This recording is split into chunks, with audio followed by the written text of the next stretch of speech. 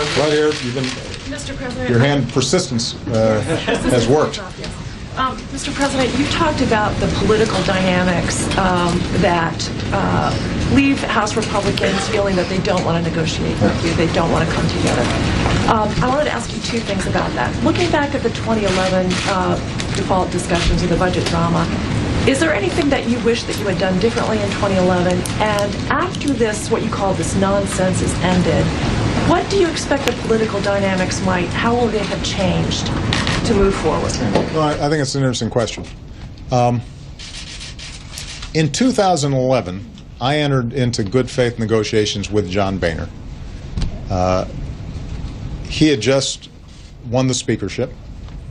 It was at a time when, because we were still responding to the recession, deficits were high, people were concerned about it, and I thought it was my obligation to meet him halfway.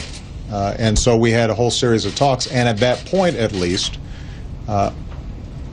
nobody had any belief that people would come close to potential default. I don't regret having entered into those negotiations, and we came fairly close.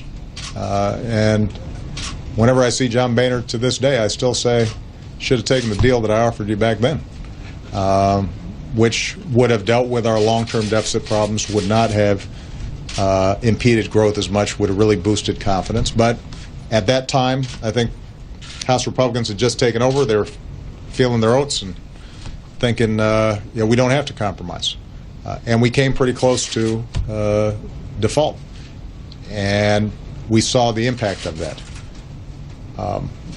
I would have thought that they would have learned the lesson from that, as I did, which is we can't put the American people and our economy through that ringer again.